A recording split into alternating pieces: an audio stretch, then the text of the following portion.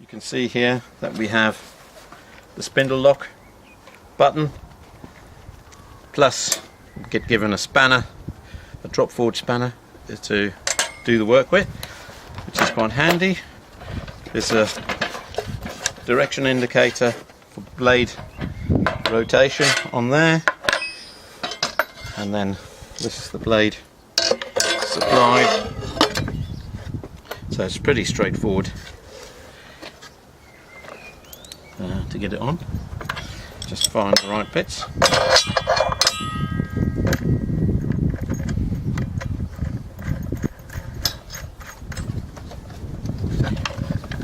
Make sure the spindle lock is locked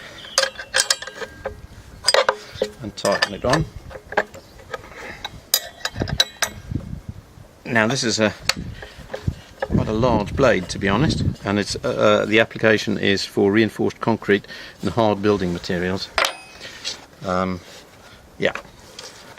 Now interestingly, you'll see the build quality and the practicality of this machine is excellent. Nice strong front handle, so you can use it in that position or upright. Very easy operation of the trigger. You've got a lockout button and the trigger there. Very heavy duty cord, 16 amp 110 volt 115 volt plug, and then of course hard not to notice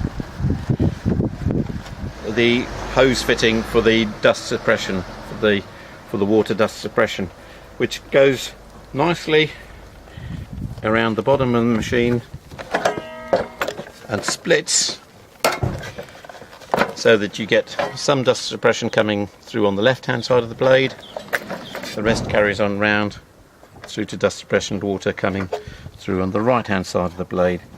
You also have the option to connect to a dust extraction machine, so you can collect dry dust as well if you decide not, if you haven't got the facility to use wet dust suppression, and that's a standard size vacuum fitting, and of course you'll have to use a very high quality rated vacuum machine for that.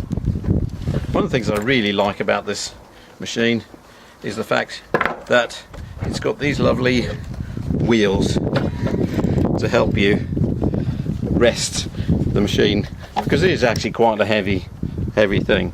So if you're cutting, you can plunge into the cut and then run the depth of what you need along with the help of the wheels, and that is really very, very useful. You also have the option to use a sled with dust extraction, and that goes through the that's mounted on here, so you get the pin to go through that and there, and that also provides you with another way of using the machine. Just in terms of my initial impressions before I've actually got a dirty cutting up some hard building materials, is that this is a very nicely made machine. 1700 watts of power. Having seen it being put through its paces at the plant works and seen it cut through some really, really hard concrete, I know that it'll actually do a really good job.